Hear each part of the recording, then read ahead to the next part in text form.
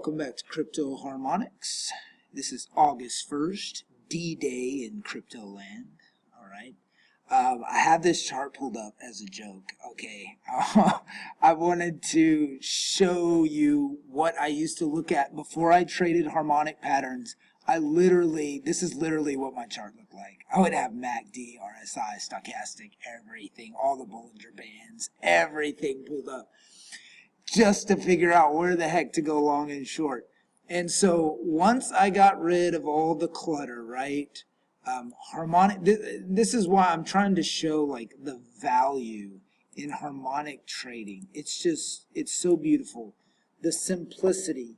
You just need to look at the pattern and follow the pattern. This is Feathercoin, right? What the heck is Feathercoin? I have no idea. I've done zero research on Feathercoin, but it hit my pattern yesterday, right? And if you were following along, it triggered it around 14 something. You actually had another entry earlier today or maybe late last night where you could have got in at even a better price, but not much better. As you can see, let's zoom in right here. You can see how accurate these patterns are. We were looking for the 886 retracement there. So, okay. So you see we're in right here. And let me see. Okay, there we go. Okay. We're in right here at the D point, which is a 886 retracement, a little bit before of the 886. And this is a bat pattern, and I'm going to do some teaching videos breaking down. I had someone asking about how to actually trade the pattern, like how the patterns work and everything. And I want to do a whole little series on that where we can really get in depth and kind of explore what each of the patterns are and when. You really need to know when to use what pattern, and so that is actually pretty key.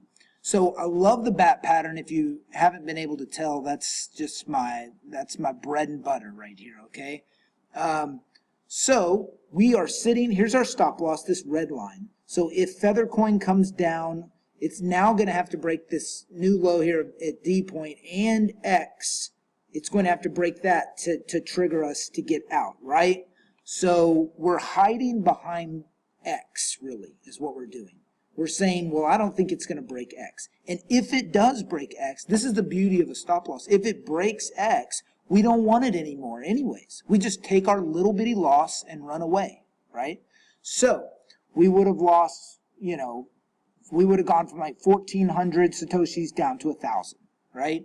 But our profit is 1,400 Satoshis up to, and this is our target, this green line right here, 2,350 Satoshis. So I like this target. I feel good about this target. I feel like, see how it keeps sucking back up to this area? It keeps wanting to come back up to this. And that's called an attractor. And I'll, again, in another video, explain more in detail. I just want to make this video just kind of checking the charts that we're looking at today and some of the trades we're in. Anyways, Feathercoin's looking good though. So if you got in yesterday and followed along with us, that's why I'm telling people, like, make sure you're subscribed and you're up to date. Maybe hit that bell so you're up to date with everything, so you can, because it is day by day, right? I'm trading the daily and the 4-hour charts, but even that in crypto land, man, it's crazy. Like, it can just move so fast. So just stay up to date with us and follow along. Listen, this is not investment advice. This is I'm just showing you what I'm doing. And if you want to follow along, cool. That's all I want to do. I'm just having fun trading these crazy cryptos over here. So, okay, let's look at some of the other pairs and then we'll call it a day. All right, Dash. We're looking at Dash real quick.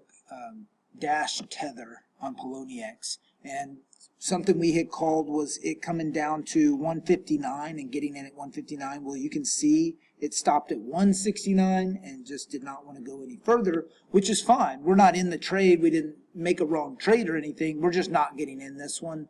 It's starting to look like it's going to go back up. So I'm going to take this off, even if it was to come down here. I don't like it going back up like that. I like to see an even slope down. I mean, it can jump up a little bit here and there, but I like to see an even slope down, just like this angle, and then it hits right there. So we're going to take this off, and we're just going to wait on Dash. We're just going to see kind of where it goes from there. This was, I had said in another video that a pattern triggered that got me out of Dash in around 200 and something. And this is, I believe this is what I was looking at here. I believe I was on Poloniex. But either way, this is a pattern right here at 215. Right, and then it went up a little bit more. It went up to like 217, and then it's really dropped down. And I would have been out right at this B point, right? So that's your target if you're shorting, right? If you're shorting or going long, your target, your first target, a good target is the B point on a lot of these bat patterns, which is right there, which you can see is kind of where it rested. So we'll kind of see. We might have something here that maybe comes up and have another shorting opportunity at like 208 or something like that. But for right now, let's just sit on our hands with Dash.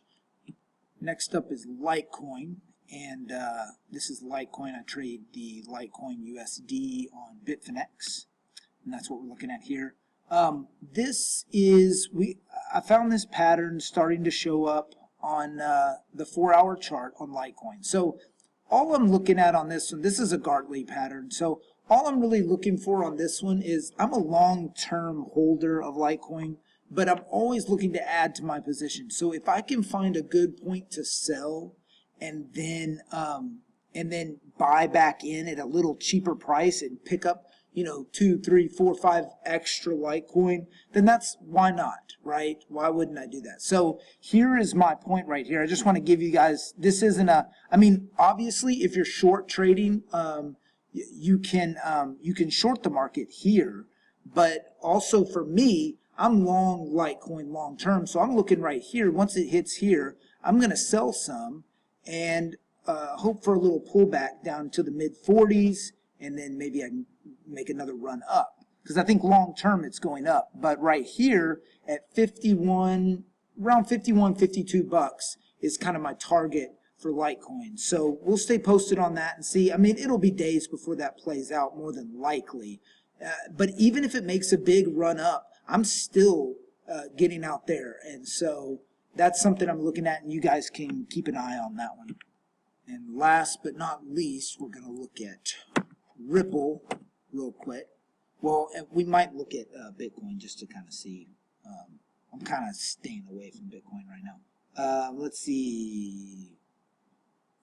There we go. Okay, what I'm looking at is on Ripple, because my friend asked about Ripple there and what we were looking at, and I said, you know, it looks a little hairy. It's just had this huge downtrend, and it's really been coming down. I probably can draw a few trend lines on here, and it probably hasn't broken them yet. So what I'm looking at, though, here's a way to play this, okay? If you're trying to catch the bottom, right? Because who really knows, right? You don't know if this is the bottom or if this is going to get slammed back down and keep going relative to Bitcoin. But here is a play that I use. It's a trade I picked up from a guy maybe 3 or 4 years ago. And it just helps you get in on some bottoms there that maybe, and with relatively small risk, right? Okay, so the first thing you're going to do is make sure you got your rectangle over here. Do you see this as it comes down? It makes a little hump, and that's called a double bottom, right? A lot of people are familiar with that. What I'm looking for on the second leg of that bottom, I'm looking for this to be higher, to have put in a higher low than this previous one, right? And we got that. In fact, we actually kind of got that 3 times. I'm not really calling this a triple bottom, but you want this to have some kind of just nice little pattern there to it. Not too crazy, just kind of rounded off going down this way. That's just me. I like that. That makes me feel good inside. So, and then you draw your rectangle, right, down to the lowest. Make sure your lowest point of that bottom. We'll use that because that is the lowest. And the top of the rectangle should be at the highest point of the wick, right, that it went in that whole double bottom. Let's kind of box that in there. Okay, so now we've got our double bottom framed in. What are we looking at? We're waiting for one candle to close above this high. Okay, Did this candle do it? Right here. Let me zoom in a little bit more. Did this candle right here do it? It went up and it came back, and look at that. That sucker closed like a little bit below it. So that would not have triggered us yet. This one did, however, right? So you're like, well, Zach, it's too late now. It's already had a run up. Not necessarily. True, we may have missed it, but that's okay. You don't want to guess with this stuff, right? You don't want to guess on bottoms and stuff like that. You want to have precise targets and do the same thing over and over again.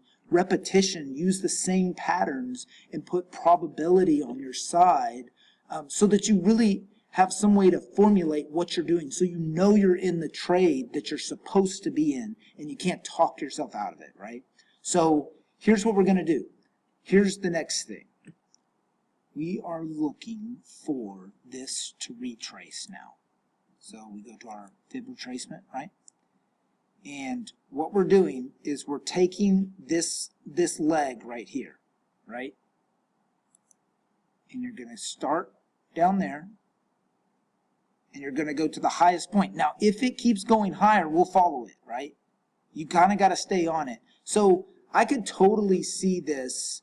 Let me click this right here. I could totally see this going up to right here, right? To about 6,800 Satoshis, and then started to fall back down. This is kind of a little level it could start falling. That's cool. And you may say, well, let me go ahead and buy it if it's going to keep going up, right? But you don't know that for sure, right? So you want to have a set target and a set way of doing things. So I'm watching this thing going up, and as of right now, it's right here. It looks like it's probably going to go higher, right? But let's just say it's right here right now, and say it just nosedives. I'm looking for the 618 retracement of that. Make sure you start your fib at the bottom to the top, right? Your 618. Don't start down there and go that way. Your 1 should be at the bottom, and your 0 should be at the top. Okay? And your 618, I'm going to front run it a little bit, right? So that's where I'm buying. Right there. As of right now, right? So if that was to just fall, I would be taking this long. And there's two plays on that as far as targets. I won't cover them quite yet because I want to keep the video somewhat short. But there's two plays on that. And the first one, just in case it runs up really quick and it does all this stuff I'm saying, you know, right around close to the top of how far it went on this leg is a good, little bit below, is a good first target. But a second one you can take way out, and then also this may be the bottom for Ripple, and Ripple may go back up to 30 cents. You just don't know. So this is a good play to try and get long with it there. And there's my stop loss, right? I'm below this low. So it's got to break the lowest. And trust me, if it does that, it's probably going lower and you don't want it anyways. So that limits your risk. And if we let's zoom out now and look at what our potential is here, okay? Because you want to get a big picture view on this thing. What if this thing goes, you know, back up to around here and you hit this bottom? And all you had to do was wait for it to come back here and go that way. Now, is it guaranteed it's going to fall back that far? No, it's not. And none of these patterns are guaranteed. And if anyone tells you they have a guaranteed 100%, you know, fail-proof system, they're probably lying to you. But it's the probability, and that's what we're using, right? Mathematics and probability. So hope that makes sense. That's what I'm looking at on Ripple. Just make sure with Ripple that if you want to make this play, right, just stay on top of it as far as how high it goes. Like if it goes high here, right, then you need to draw your retracement all the way up to that. Don't just draw it to where I just did. Keep going all the way to the high, and your 618 will end up moving up. A lot of times, your 618 will end up moving up right here, which is beautiful, which is an even higher probability of it bouncing off that. So, but if it doesn't, that's okay too. So, all right, hope that makes sense, and I'll check back in tomorrow, hopefully.